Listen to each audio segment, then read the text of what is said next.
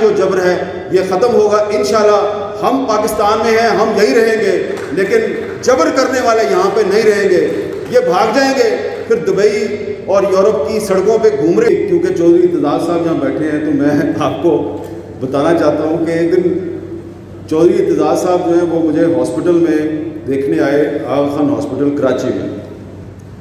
تو میرا خیال ہے وہ 5واں 6واں دن تھا, لیکن اس وقت بھی خون بہت نکل رہا تھا میرے زخموں میں سے. تو چودھری صاحب نے مجھے دیکھا تو چودھری صاحب جو ہیں وہ فرط جذبات کی وجہ سے اور میرے سے محبت کا ایک رشتہ ہے ان کا, یہ رونا شروع ہو گئے. اب یہ میرے سرانے بیٹھ کے روئے جا رہے ہیں اور میں اتنے دن سے رویا نہیں تھا. تو میں بھی چودھری صاحب کو دیکھ کے میں نے بھی رونا شروع کر دیا. تو جب چودھری صاحب چلے گئے تو ڈاکٹر آیا. ڈاکٹر نے کہا یار آپ 5-6 دن نہیں روئے, تو اب آپ کیوں روئے؟ میں نے کہا جی وہ چودھری صاحب رو رہے تھے تو میں اس لیے رو رہا تھا کہ چودھری صاحب رو پڑے, تو باقی تکلیف کی وجہ سے میں نہیں رویا. اس کے بعد انہوں نے مجھے کہا کہ آپ کو ہم نے یہ بتانا ہے کہ کچھ ہم پہ ذرا پریشر ہے, تو آپ کے لیے ایک ایئر ایمبولینس آئی ہے UAE سے, وہ لینڈ کر گئی ہے کراچی میں. اب ہم آپ کو 2 گھنٹے میں ادھر سے لے کے جائیں گے اور پھر خدا حافظ. اب آپ کا باقی علاج جو ہے وہ باہر ہوگا. میں بڑا حیران ہوا. میں نے کہا کہ ایسی کون سی ٹریٹمنٹ ہے جو آپ نہیں کر سکتے اور وہ باہر ہونی ہے؟ انہوں نے کہا جی کہ 2 گولیاں جو ہیں آپ کی وہ ہم نہیں نکال سکتے, وہ نکلوانی ہیں. تو اس دوران میں چپ کر گیا.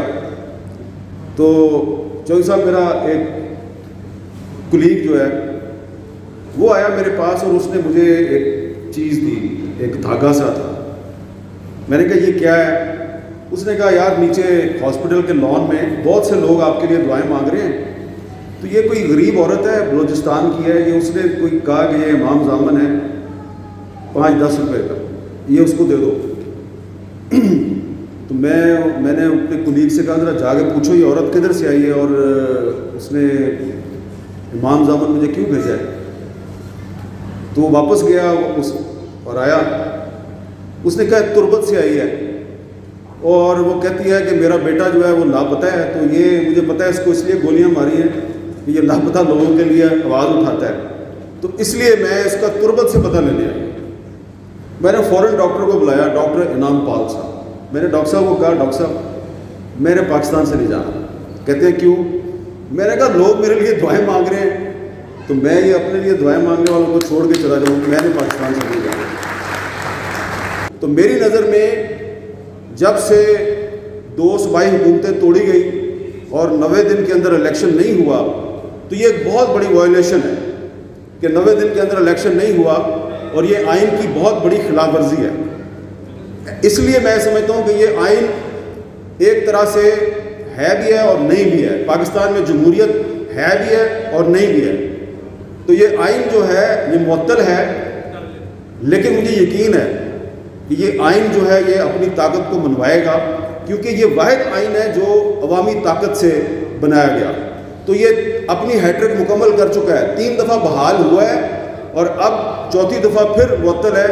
یہ دوبارہ بحال ہوگا اور جب تک یہ آئین بحال نہیں ہوتا تو ہماری جدوجہد جاری رہے گی. لیکن اس کی بحالی کے لیے صرف میں نے اور آپ نے آواز نہیں اٹھانی. یہ آئین جو ہے یہ بار بار معطل کیوں ہوتا ہے؟ کیونکہ پارلیمنٹ کمزور ہے, کیونکہ جوڈیشری جو ہے وہ اس کا ایک پولیٹیکل ایجنڈا ہے. میرے دوست مظہر برلاس نے سفیدے کے درخت کا ذکر کیا.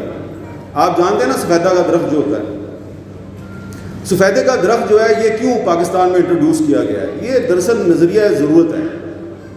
سفیدے کا درخت اس لیے لگایا جاتا ہے کہ یہ جلدی لمبا ہو جاتا ہے, یہ جلدی آسمان کی بلندیوں کو چھوتا ہے. لیکن پرندے اس درخت پہ گھونسلہ کیوں نہیں بناتے؟ اس لیے کہ سانپ بڑی آسانی سے اس درخت پہ چڑھ سکتا ہے اور گھونسلے میں جو انڈے ہوتے ہیں پرندوں کے ان کو کھا سکتا ہے. تو کیکر کا درخت جو ہے جو کہ ہمارا دیسی درخت ہے اس میں کانٹے ہوتے ہیں. سانپ کیکر کے درخت پہ بڑی مشکل سے چڑھتا ہے, تو اس لیے پرندہ جو ہے وہ کیکر کے درخت پہ اپنا پرندہ بناتا ہے. تو یہ پاکستان میں نظریہ ضرورت کی وجہ سے جمہوریت کی فصل جو ہے اس کے ارد گرد بہت سے سفیدے کے درخت لگائے گئے، اور سانپ آپ کو پتہ ہے کون ہے، وہ بار بار جو ہے وہ چڑھتا ہے اوپر درخت پہ آسانی سے اور انڈے کھا جاتا ہے جمہوریت کے۔ تو اس لیے میں اتفاق کرتا ہوں مظہر برلاس سے کہ جو سفیدے کا درخت ہے یعنی کہ نظریہ ضرورت ہے، اس کو جڑ سے اکھاڑ کے پھینک دینے کی ضرورت ہے۔ اور ککر کا درخت بے شک اس میں کانٹے ہیں، لیکن وہ کانٹوں والا درخت ہے تو اپنا نا، اور وہ سانپ کا راستہ تو روک سکتا ہے۔ تو اس لیے ہمیں جو نظریہ ضرورت ہے اس سے جان چھڑانی ہے۔ تو پارلیمنٹ کو بھی اپنا کردار ادا کرنا ہے، جوڈیشری کو بھی کردار ادا کرنا ہے۔ جب پارلیمنٹ اور جوڈیشری کردار ادا کرے گی تو اس کے بعد پھر جو میڈیا ہے وہ بھی کوئی کردار ادا کر سکتا ہے۔ تو اس وقت تو صورتحال یہ ہے کہ جو مشرف کے دور میں پابندیاں تھیں وہ آج بھی ہمیں نظر آ رہی ہیں، جو ضیاء الحق کے دور میں پابندیاں تھیں وہ ہمیں آج بھی نظر آ رہی ہیں۔ تو جب مشرف کے دور میں پابندیاں تھیں تو اس زمانے میں لائرز موومنٹ بھی چل رہی تھی، چودھری اعتزاز صاحب اس کو لیڈ کر رہے تھے، اور ہم بھی ایک موومنٹ چلا رہے تھے، ہم سب پر بھی پابندیاں تھیں۔ تو ہر جگہ پہ میں حبیب جالب صاحب کا کہ کچھ اشعار پڑھا کرتا تھا، اور اس کے بعد مجھے پیغام ملتا تھا کہ اگلے جلسے کے شعر نہیں پڑھنا، نہیں تو تیرے منہ تے تیزاب چھوڑ دیں گے۔ میں پھر پڑھتا تھا وہ شعر، میں دوبارہ پڑھتا تھا، میں بڑا مجھے ایک اندر سے نا تسکین ملتی تھی کہ یہ شعر جو ہے نا یہ چبھتا ہے ایسا۔ تو میں وہ بار بار شعر پڑھتا تھا، اور وہ شعر جو ہے اس میں ایک حبیب جالب صاحب کی پیشین گوئی ہے جو مشرف کے دور میں بھی پوری ہوئی، اور پھر اس کے بعد جب جنرل باجوہ نے پابندیاں لگائی، ان پابندیوں کے دور میں بھی ایک اسلام آباد میں لائرز کنونشن ہوا تو لطیف آفریدی صاحب سپریم کورٹ بار کے صدر تھے، تو انہوں نے مجھے اسی طرح بلا لیا تقریر کے لیے۔ میں نے وہاں پہ بھی وہ شعر پڑھا اور جالب صاحب کی پیشین گوئی پوری ہو گئی۔ تو اب میں وہ شعر دوبارہ آپ کے سامنے پیش کر رہا ہوں، کیونکہ وہ شعر نہیں ہے، وہ حبیب جالب کی پیشین گوئی ہے۔